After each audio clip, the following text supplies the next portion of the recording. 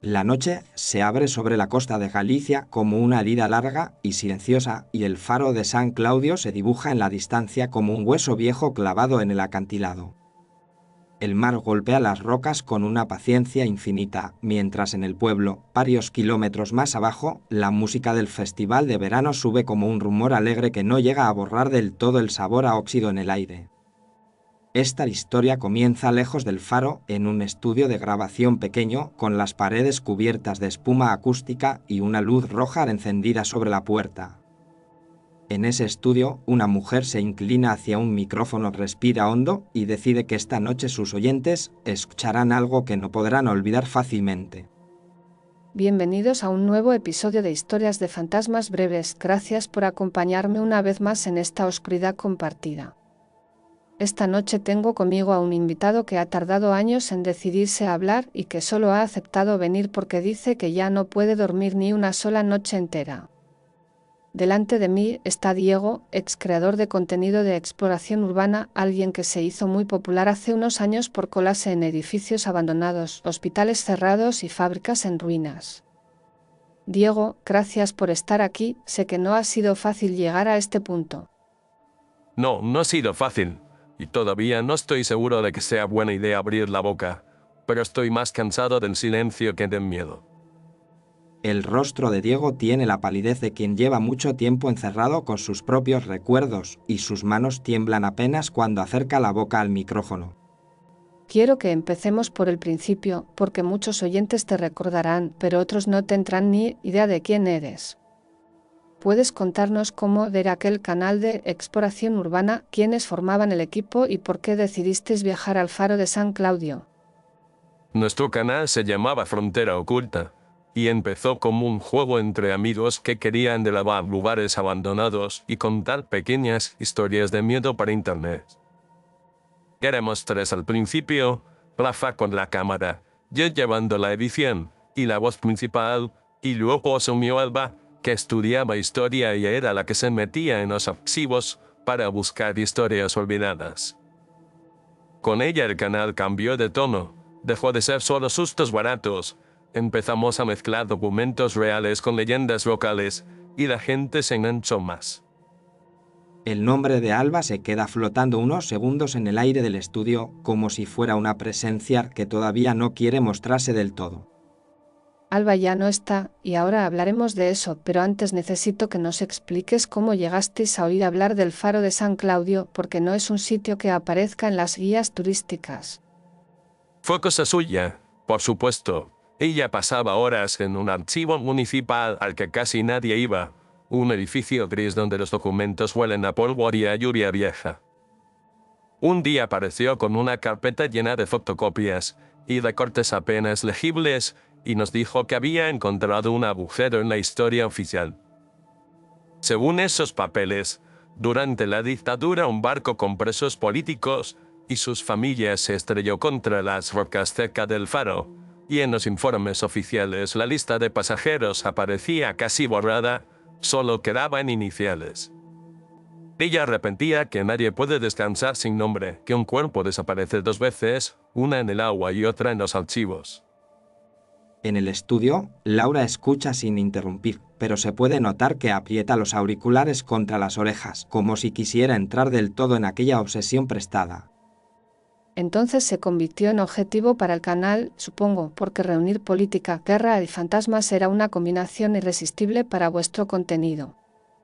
Sí, lo diré sin rodeos, era perfecto para acumular visitas, y eso a mí me brillaba en los ojos más que cualquier otra cosa. Aunque Alba pensaba en los muertos y en sus familias, yo pensaba en el título, en las miniaturas, en la curva de audiencia.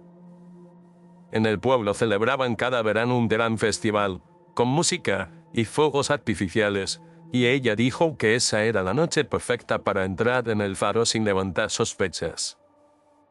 Así quedó trazado el plan, una noche de verano con el pueblo distraído, un equipo joven con cámaras y linternas y un faro abandonado que llevaba décadas mirando al mar sin encender su luz. Cuando llegó el día señalado, el sol se hundió despacio tras las colinas y la carretera hacia la costa se volvió una cinta oscura salpicada de faros de coche. Conducíamos una furgoneta vieja cargada de trípodes, baterías, cuerdas y demasiado entusiasmo. Y mientras tanto desde el pueblo llegaba un eco de canciones que no conocíamos. Yo iba en el asiento de atrás con los papeles en la mano resaltando fechas y apuntando hipótesis como si fuéramos a rodar una tesis doctoral y no un vídeo para internet. La voz de Alba aparece en el recuerdo de Diego con una nitidez casi dolorosa y el estudio parece encoger un poco cuando él la imita. Yo solo miraba por la ventana y pensaba que el faro iba a ser un decorado perfecto, que con un par de planos nocturnos tendríamos el vídeo más visto del mes. Ahora intentaba hacer chistes, pero se le notaba en la forma de agarrar el volante que tenía nervios, aunque no lo admitiría ni borracho. Cuando la carretera asfaltada se terminó, el camino se convirtió en una pista de tierra que subía serpenteando hacia el acantilado y el sonido de la música del pueblo se fue apagando hasta quedar reducido a un murmullo lejano. Paramos la furgoneta junto a una cadena oxidada que cortaba el paso y a un cartel medio caído que decía acceso restringido, y supimos que habíamos llegado a la frontera entre el mundo visible y el escondido. Yo bajé la primera, sentí el aire húmedo del mar en la cara y el olor a algas y a hierro, y saqué el cuaderno donde llevaba apuntados los nombres incompletos de los pasajeros. Yo comprobé la cámara, la luz, el sonido y el nivel de batería, mientras fingía que todo aquello era una simple localización nueva. Sobre ellos, recortado contra un cielo todavía azul oscuro, el faro se alzaba como una torre de empecinada, con las ventanas negras como cuencas vacías y la linterna cubierta de cristales sucios que ya no reflejaban nada. Empezamos a grabar incluso antes de cruzar la cadena, porque sabíamos que los primeros pasos, los primeros planos de la estructura, eran importantes para enganchar al público. Yo hablé a la cámara, conté el resumen de la historia oficial, dije que en aquella costa un barco se había hundido y que las víctimas tenían nombres que nadie quiso recordar. También dije que esa noche no solo íbamos a buscar fantasmas en las sombras, sino también en los documentos, y que a veces lo más terrible no es ver algo en la oscuridad, sino descubrir que alguien intentó borrar su existencia a plena luz. Cada palabra se imprimía en la tarjeta de memoria de la cámara como una promesa y el viento levantaba pequeños remolinos de tierra a sus pies mientras avanzaban hacia la puerta del faro. La puerta estaba entreabierta, como si alguien hubiera intentado cerrarla con una cadena y luego se hubiera arrepentido o no hubiera tenido fuerzas para terminar el trabajo. Al empujarla, el chirrido metálico nos hizo callar. No porque fuera muy fuerte, sino porque sonó como un lamento viejo en un lugar donde nadie debía quedarse atrapado. Dentro olía a humedad, a sal seca y a madera que se lamenta, y el eco deformaba cada paso hasta convertirlo en un ruido ajeno, como si hubiera alguien más subiendo por la escalera. Encendimos las linternas, y la luz cortó la penumbra en haces blanquecinos, revelando paredes desconchadas, vidrios rotos en el suelo y grafitis sin gracia que alguien había dejado allí años atrás. Yo iba delante con la cámara, enfocando los rincones, buscando algo vistoso, mientras el círculo de luz temblaba un poco sobre las paredes. En la planta baja, encima de una mesa rota, había un reloj de barco, de esos con carcasa de latón, clavado en la pared y detenido exactamente a las 3:17. Ella se acercó, miró la hora, miró sus papeles y se quedó muy quieta, como si acabara de encontrar una coincidencia que llevaba tiempo buscando. Era la hora aproximada en la que el informe decía que el barco había chocado contra las rocas, y lo dije a la cámara, intentando que mi voz sonara firme. El reloj, inmóvil y oxidado, parecía escucharlos desde su silencio detenido, como si guardara dentro un latido antiguo que solo esperaba otra noche de verano para repetirse. Seguimos subiendo por la escalera de caracol, y cada peldaño crujía como si protestara, pero ninguno cedía, como si el faro estuviera igual de cansado que nosotros, pero aún se empeñaba en sostenernos. En una balda cercana encontramos un cuaderno grueso con las tapas manchadas de sal, y al abrirlo vimos una letra apretada, inclinada, la de alguien que escribía deprisa pero sin querer olvidar ni un detalle. Era el diario del farero. Lo supimos por la forma en que hablaba del clima, de los barcos que pasaban y de los días idénticos que se sucedían sin novedad, hasta que de repente el tono cambiaba. Hoy ha venido un hombre del puerto con un sobresellado y órdenes que dicen que esta noche la luz se apagará, pero nadie ha explicado por qué ni quién será responsable si algo sucede. He preguntado 2 veces, me han dicho que es por seguridad nacional y que no haga más preguntas, pero mis manos tiemblan mientras escribo y cada vez que miro la linterna apagada siento que alguien me observa desde el mar. Diego no leyó todas las entradas aquella noche, pero algunas frases se le clavaron tan hondo que ahora puede recitarlas de memoria y en el estudio la voz imaginaria del farero parece susurrar entre los micrófonos. Había una puerta metálica en uno de los rellenos, una puerta baja, con pintura descascabillera y un candado grueso. Y yo hice un plano detalle, porque cualquier puerta cerrada en un vídeo de miedo es un creado. Probamos a empujarla, tentamos el candado, pero estaba bien cerrado, así que seguimos subiendo, pensando en dejar ese misterio para la segunda mitad del vídeo como un bench. Más arriba, la escalera terminaba en la sala de la linterna, donde las ventanas sucísimas dejaban pasar una luz azulada del exterior y desde allí se veía el pueblo abajo convertido en un puñado de luces temblorosas cerca del mar. Colocamos la cámara principal en un trípode, enfocando la escalera por si algo decidía subir o bajar cuando nosotros no mirábamos.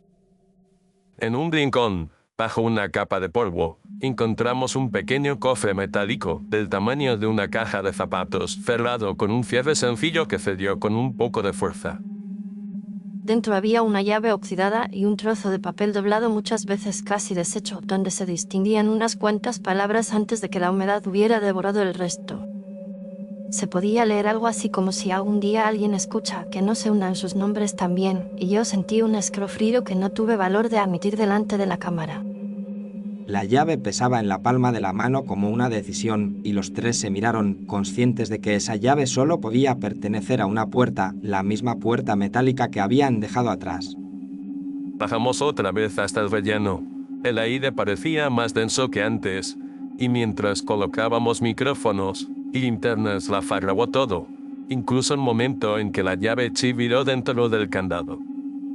Cuando la puerta se abrió, un olor más frío nos golpeó, no exactamente a humedad, sino al lugar que ha permanecido cerrado demasiado tiempo con recuerdos que no se han ventilado. Detrás de la puerta, un pasillo de cemento bajaba en pendiente suave, con el techo bajo y las paredes manchadas de salitre, y al final se intuía una oscuridad más compacta. En ese momento podría haber dicho que era demasiado, que teníamos material de sobra como el faro, el diario y el reloj, pero el peso de la curiosidad y de las posibles visitas nos empujó hacia adelante. Yo iba delante ahora con la linterna en alto y el cuaderno contra el pecho como un escudo de papel, y cada paso resonaba en el pasillo con un eco que parecía tardar demasiado en apagarse. Mis botas resbalaban un poco por la humedad del suelo y pensé que si me caía, la cámara sería lo primero que intentaría salvar, lo cual dice bastante de cómo tenía colocadas las prioridades. A mitad del pasillo, el aire se volvió más frío y las luces de los móviles parpadearon un instante, como si dudaran de seguir iluminando aquel tramo. Miré mi reloj de pulsera y vi que la aguja del segundero se había detenido, clavada en las 3:17, y no pude evitar una risa nerviosa que sonó falsa incluso en mis propios oídos. Los móviles también marcaron esa hora durante unos segundos, aunque el reloj del pueblo que se veía a lo lejos aseguraba, con sus campanadas, que todavía no era medianoche. La lógica empezó a deshilacharse en silencio, como una cuerda vieja que se rompe por dentro antes de soltarse del todo, pero ellos siguieron adelante, porque el pasillo no ofrecía vuelta atrás sin pérdida de orgullo. Al final del pasillo encontramos una puerta más, esta vez sin candado, solo encajada, y al empujarla entramos en una sala pequeña, cuadrada, sin ventanas, donde el aire parecía quedarse atrapado. En las paredes había placas metálicas, algunas con iniciales grabadas, otras completamente lisas, y sobre una mesa, cubierta de polvo, descansaba un magnetófono antiguo con una cinta puesta. Reconocí la fecha escrita en la etiqueta de la cinta, era la noche del unimiento, y noté cómo la boca se me secaba mientras lo decía, porque en ese momento dejábamos el terreno del rumor para pisar algo que parecía prueba. La sala tenía algo de capilla improvisada y de archivo clandestino, y el silencio que la llenaba no era el de un lugar vacío, sino el de muchas voces contenidas. Decidimos grabar mientras escuchábamos la cinta. Era la mejor forma de conseguir un documento que mezclara historia y terror, Justo lo que nos había dado tantos suscriptores hasta entonces. Conecté el magnetófono a una batería portátil, ajusté un micrófono cerca del altavoz y miré a la cámara por costumbre, haciendo un gesto que en otros vídeos significaba que iba a pasar algo importante. Esta noche me han ordenado apagar la luz del faro a las 3:10 y no encenderla hasta que me den aviso, y las manos me tiemblan mientras giro el mecanismo, porque nunca se ha hecho algo así en esta costa. He preguntado qué barco espera, me han dicho que ninguno, que simplemente es una prueba de seguridad, pero en el puerto hay rumores, la gente baja la voz cuando me acerco, y sé que hay algo que no me han querido contar. La voz del farero sonaba granulada, pero aún cargada de miedo y de culpa, y cada frase parecía acercar un poco más el peso de aquel día al presente de la sala. He visto luces en el horizonte, más de las que aparecerían en un simple vuelo, y he pensado en familias enteras, en maletas, en ropa colgada en sogas dentro de camarotes estrechos. Cuando he apagado la luz, el mar ha quedado negro como un pozo sin fondo, y durante unos segundos he sentido que alguien me miraba desde ese pozo, sin ojos, sin rostro, solo con pura intención. Mientras escuchábamos, el sonido de fondo empezó a subir, un rumor de oleaje que no estaba en ninguna parte de la sala, y sentí que nos estábamos acercando a un punto de no retorno.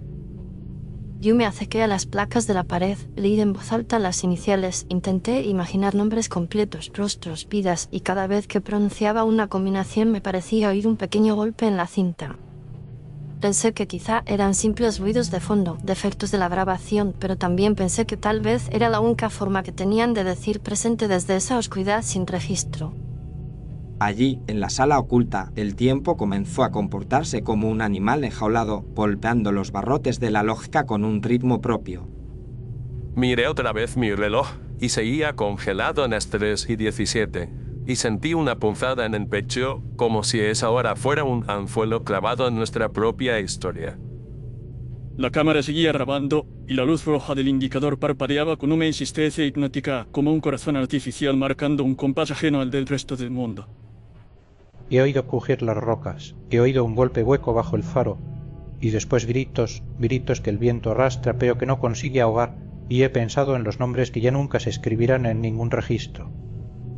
Si algún día alguien escucha esta cinta, que sepa que yo también fui obligado, que yo también fui un hombre sin nombre durante unas horas, solo una mano que giró una llave de luz para apagar destinos.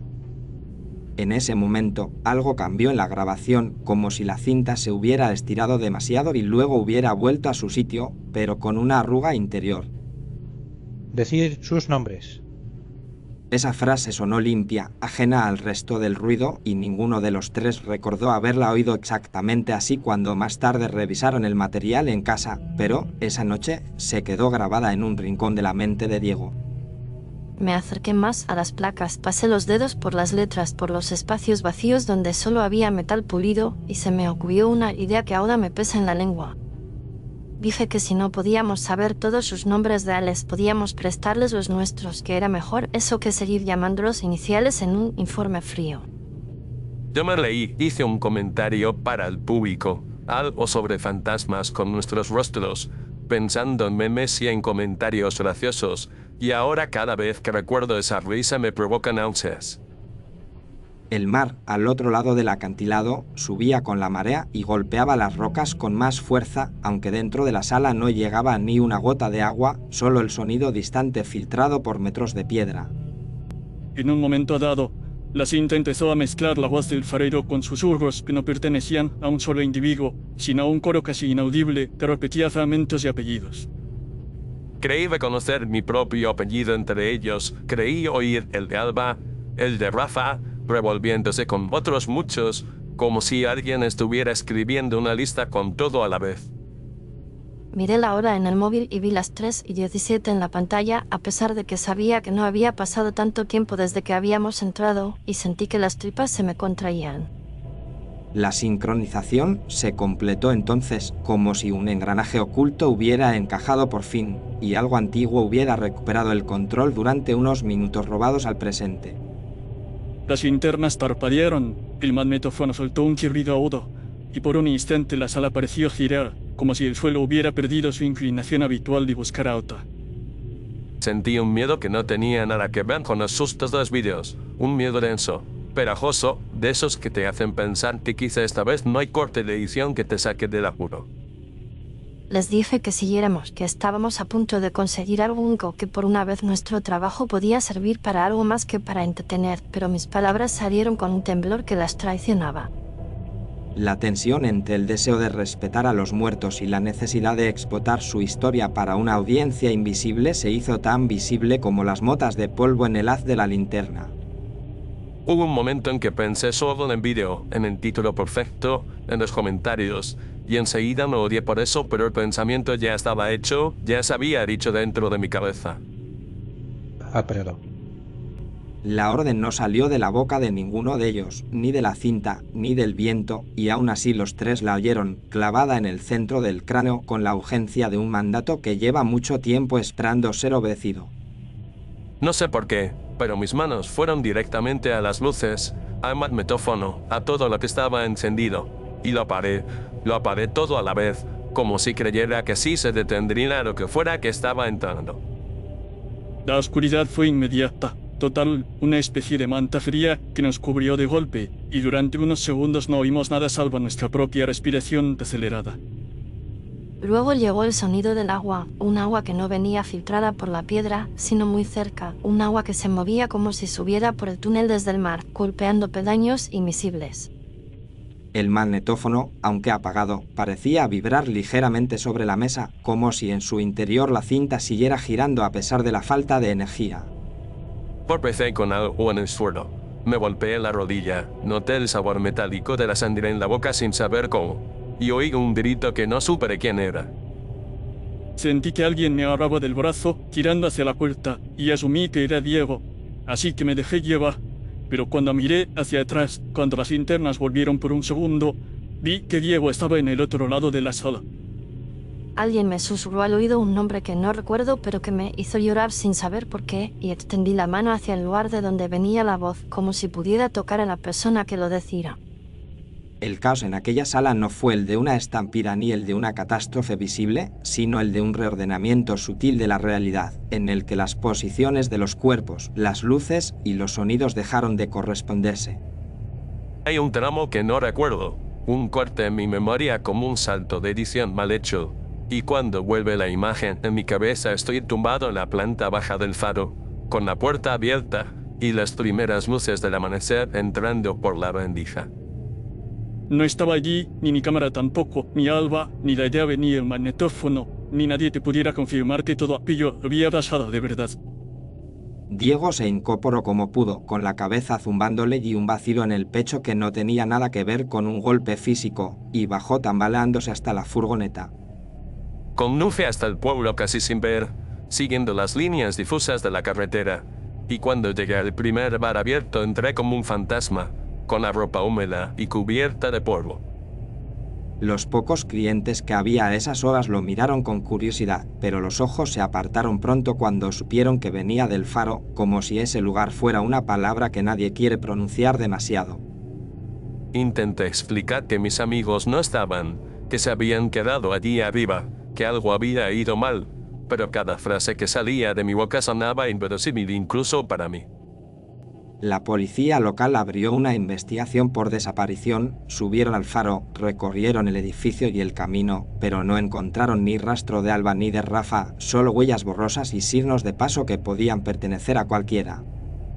Me dijeron que los jóvenes a veces hacen locuras, que quizá habían decidido irse, que yo estaba en estado de shock, y cuanto más insistía en que algo imposible había ocurrido, más me miraban como a un loco. A pesar de todo, Diego guardó algo, una tarjeta de memoria de una de las cámaras que llevaba encima cuando despertó, una tarjeta que se convirtió en su única prueba de que aquella noche había sido real. Volví a mi piso semanas después de declaraciones, de visitas de familiares, de miradas acusadoras, y lo primero que hice fue volcar el contenido de la tarjeta en el ordenador. Había planos del faro, de la subida, de la puerta metálica, de la sala con las placas y el magnetófono, y también había fragmentos del audio que habíamos grabado, mezclando la voz del farero con nuestras voces. Diego se encerró en su habitación, bajó las persianas y dedicó horas y horas a escuchar y ver todo el material, como si pudiera recomponer el puzzle de aquella noche con software de edición. Lo extraño fue que algunas cosas que recordaba con claridad no estaban en las grabaciones, y en cambio aparecían otros detalles de los que no tenía ninguna memoria. La frase de sus nombres, que tan fuerte resonó en la sala, al principio no estaba. No salía, era como si nunca hubiera sido pronunciada, y eso me puso aún más nervioso. Con el tiempo, sin embargo, la cinta pareciera cambiar, no de golpe, sino con pequeñas variaciones que solo alguien obsesionado habría notado. Una noche, al volver a escuchar, la frase estaba clara, en medio del ruido, como si siempre hubiera formado parte del audio, y me pregunté si mi memoria me estaba jugando una mala pasada o si el archivo había decidido completarse. En otras ocasiones aparecían apellidos completos donde antes solo había iniciales, nombres que no conocíamos, ciudades, fechas, todo en voces que no eran las nuestras ni la del farero. El archivo se comportaba como una herida que supura información y cada nueva explotación del audio parecía añadir un hilo más al tejido de la historia que nunca se contó. Intenté editar, como hacía siempre, recortar silencios, limpiar ruidos, mejorar el sonido, y me descubrí eliminando una y otra vez los fragmentos en los que las voces recitaban nombres, porque pensaba que al público le aburriría. Me di cuenta de que estaba repitiendo exactamente lo que el régimen había hecho con esas personas, borrar sus nombres por considerarlos prescindibles, y ese pensamiento fue como una bofetada. En lugar de publicar el vídeo, Diego cerró el canal, dejó de subir contenido, se alejó de las redes y se hundió en una rutina silenciosa en la que solo el archivo de audio seguía teniendo peso. No pude destruirlo, aunque lo intenté varias veces, porque cada vez que acercaba el dedo a la tecla de borrar o al icono de la papelera, oía una especie de murmullo que me paralizaba. Pasaron años así, con noches en las que me obligaba a quedarme despierto para no soñar con Faro, con la sala, con las 3:17. Fue en una de esas noches de insomnio cuando, buscando distracciones, Diego encontró el canal de Laura, un espacio dedicado a historias donde la frontera entre los vivos y los muertos se vuelve especialmente delgada. Escuché varios episodios. Me sorprendió que no se quedaran en sustos fáciles, que hubiera un intento sincero de dar voz a quienes ya no podían hablar, y pensé que quizá era el lugar al que debía enviar mi historia. Le mandé un correo largo, con un resumen torpe de lo que había pasado, y adjunté una versión del audio, convencido de que no iba a recibir respuesta o de que me dirían que aquello era demasiado extraño incluso para un programa de fantasmas. Pero Laura respondió, pidió más detalles, escuchó el archivo varias veces y finalmente lo invitó al estudio, con la condición de que estuviera dispuesto a contar lo que recordaba sin adornos. Cuando recibí tu archivo, Diego, pensé que al principio se trataba de una broma de mal gusto o de un montaje más, pero cuanto más lo escuchaba, más detalles iban en contra de esa hipótesis. Hay patrones sonoros que no se pueden simular fácilmente, capas de voces que no siguen una lógica de mezcla normal, y sobre todo hay algo que parece escribir nombres donde antes solo hay ruido. Yo mismo pensé que estaba perdiendo la cabeza, pero te juro que hay nombres que aparecen ahora que nunca estuvieron en las primeras escuchas. En el estudio, las luces son cálidas, el café humea en una taza y sin embargo hay una sensación de vigilia que no tiene que ver con la cafeína, sino con la conciencia de estar abriendo una puerta que quizá nadie debería cruzar. Vamos a hacer algo con tu permiso, Diego. Voy a poner un fragmento del audio para que los oyentes lo escuchen, y luego hablaremos de lo que se oye y de lo que tú recuerdas. Si los oyentes empiezan a oír nombres que no conocen, que los apunten, por favor, porque quizá alguien, en alguna casa, reconozca uno y se acuerde de alguien que nunca mereció ser enterrado en el silencio. Laura pulsa un botón y el archivo se proyecta en los auriculares, transportando al estudio el eco lejano del faro y de la sala oculta. Esta noche me han ordenado apagar la luz del faro a las 3:10 y yo he obedecido, aunque cada fibra de mi cuerpo me pedía que desobedeciera, porque el mar no entiende de órdenes humanas. Se oye el rumor del olaje, un crujido de madera, los pasos de los jóvenes moviéndose por la sala, la respiración acelerada de Alba cuando se acerca a las placas. Iniciales MC, año desconocido, posible marinero o pescador, quién sabe. Luego tenemos JR, fecha incompleta, y aquí una placa totalmente lisa como si alguien hubiera borrado todo lo que hubo escrito. Después, como si la sala del faro se acoplara con el estudio, empiezan a escucharse apellidos que no pertenecen a la grabación original que Diego dice haber escuchado en su ordenador. Son voces graves, agudas, masculinas, femeninas, algunas temblorosas, otras serenas, que recitan nombres completos con un acento que mezcla regiones, pueblos y ciudades. Eso no estaba así, no tan claro, lo juro. Muchas de esas frases eran ruido la primera vez, y ahora se entienden demasiado bien. Hay un detalle que me llamó mucho la atención. Hubo un momento, en una de las últimas escuchas, en el que se oyó un nombre que me dejó helada, y necesito que lo escuchemos juntos otra vez. Laura adelanta el archivo, busca un punto concreto que ha marcado mentalmente, y deja que el sonido fluya de nuevo por los cascos. Primero se oye a Alba murmurando un apellido que no recuerda del todo, luego la voz del farero, quebrada, pidiendo perdón, y de pronto, por encima, una voz distinta, cercana, que pronuncia un nombre con una claridad inquietante. El nombre que se oye es el de la propia Laura, acompañado de sus dos apellidos, como si alguien hubiera leído su ficha de nacimiento. La primera vez pensé que había sido una coincidencia, que quizá mi nombre se parecía a otro, pero cuanto más lo repetía, más evidente era que no había confusión posible. Yo nunca había oído ese fragmento. En mis archivos no estaba así, y cuando comparé tu versión con la mía, vi que el tamaño del archivo era diferente, como si hubiera crecido. La idea de un archivo de audio que se expande como un organismo vivo, incorporando nuevos datos, nuevos nombres, nuevas víctimas, hace que el estudio se sienta menos seguro y más expuesto. Diego, hay algo que aún no te he contado, y que tampoco he dicho a los oyentes porque quería verlo contigo en directo. Cuando volví a escuchar el archivo esta mañana, antes de que vinieras, había un pequeño añadido al final, una capa de voz que no estaba ayer, y que habla de este mismo estudio. ¿De este estudio? La incredulidad de Diego no es teatral, lleva un temblor auténtico que le sube desde el estómago hasta la garganta. Describe la mesa, los micrófonos, la luz roja, incluso menciona el póster que tenemos colgado detrás de ti, con un faro en blanco y negro. No puede ser, eso no tiene ningún sentido. Laura hace una señal al técnico para que prepare ese fragmento, pero decide reservarlo para el final del episodio, como un anzuelo y una advertencia al mismo tiempo. He invitado a nuestros oyentes a que, si reconocen algún nombre de los que se escuchan, nos escriban, pero también quiero decir algo más, y es que esta historia no es solo un caso de fantasmas. Es también un recordatorio de que hay archivos incompletos, fosas sin nombre, documentos editados con mala fe, y que a veces los muertos encuentran formas extrañas de exigir que se escriba todo lo que falta. El episodio continúa con preguntas sobre la culpa, sobre los sueños de Diego, sobre las familias de Alba y de Rafa, sobre las formas en las que el silencio se instala en las casas donde falta alguien. La familia de Alba dejó de hablarme relativamente pronto, y lo entiendo. Mientras yo siguiera vivo, mi presencia era una especie de acusación permanente o un recordatorio de lo que había salido mal. La de Rafa fue distinta. Su madre me miraba como si yo pudiera traerlo de vuelta si decía las palabras correctas, como si hubiera una frase mágica que abre puertas entre mundos.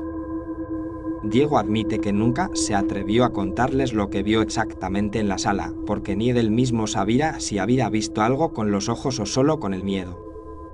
Hubo un momento, justo antes de despertar en la planta baja, en el que sentí que alguien me empujaba hacia el túnel y que otra fuerza tiraba de mí hacia el centro de la sala, hacia la mesa con las placas y la cinta.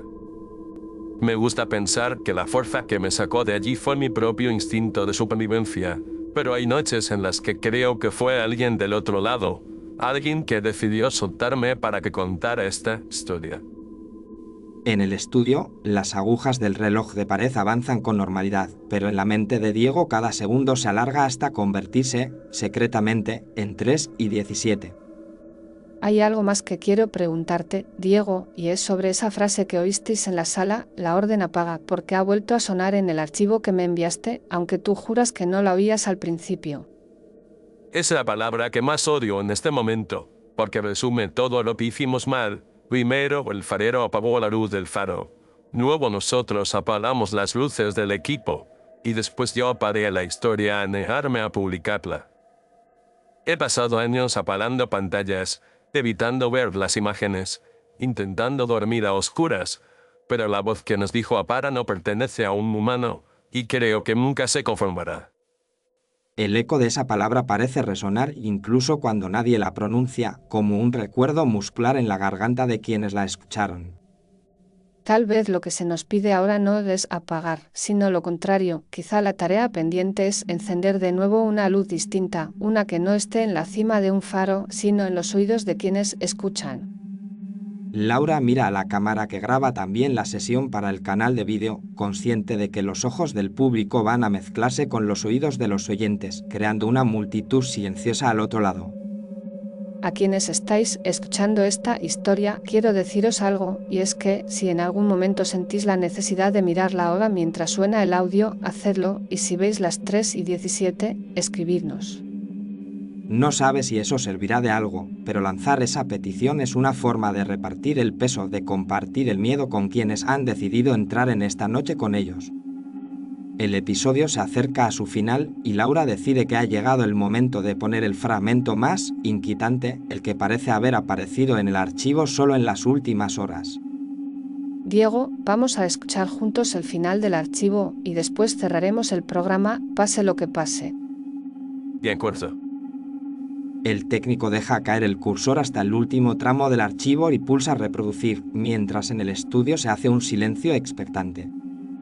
Primero se oye un ruido leve de cinta que arrastra, un par de crujidos, un soplo de viento que podría ser solo ruido blanco.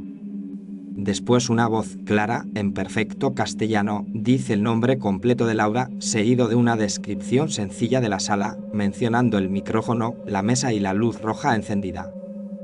Esa voz no pertenece a Diego, ni a Alba, ni a Rafa, ni al farero, ni a nadie conocido, y sin embargo pronuncia cada palabra como si llevara horas observando desde un rincón del estudio. Es la primera vez que lo escucho, te lo juro, no estaba en mi copia, y no entiendo cómo ha llegado a la tuya. Tampoco lo entiendo, y sin embargo aquí está, y ha decidido presentarse justo cuando estamos grabando, como si quisiera asegurarse de que no cerraremos la puerta del todo.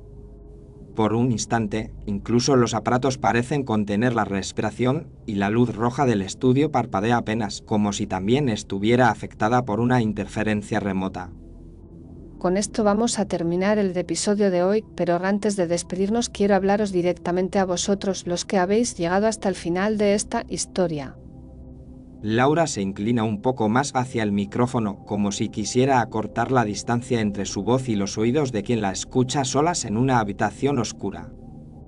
Gracias por acompañarnos hasta aquí, por escuchar estas voces antiguas y también las nuestras, por compartir la carga de estos nombres que se negaron a hundirse del todo. Si esta historia te ha hecho sentir algo, aunque sea un leve escalofrío o una pequeña tristeza, te invito a que lo hagas saber con un me gusta en el vídeo o en el audio, porque así nos ayudas a seguir encendiendo pequeñas luces en medio de la noche. Suscríbete al canal para no perderte las próximas historias, porque hay muchas más sombras esperando ser contadas, y tu compañía hace que enfrentarse a ellas sea un poco menos frío. Nos encantará leer tus comentarios, tus impresiones, tus teorías sobre lo que pasó en el faro de San Claudio y sobre esos nombres que el archivo parece querer describir por su cuenta.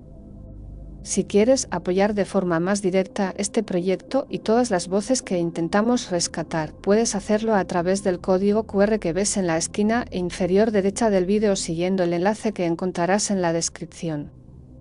En esa descripción también tienes enlaces a otras series completamente diferentes de este canal, otros mundos y otros miedos que quizá te acompañen en otras noches de insomnio. Gracias de nuevo por prestar tus oídos y tu imaginación a esta historia. Cuida de la oscuridad que te rodea y, si alguna vez sientes que alguien te susurra tu nombre a las 3:17, recuerda que no estás solo del todo. Hasta la próxima historia de fantasmas breves. Te esperamos en el siguiente viaje al otro lado de la luz. La luz roja del estudio se apaga, el archivo se guarda en un disco y, en algún lugar de la costa, el faro de San Claudio sigue en silencio mientras el mar repite, una noche más, el antiguo ritual de golpear las rocas y recordar sin palabras lo que los hombres intentaron borrar.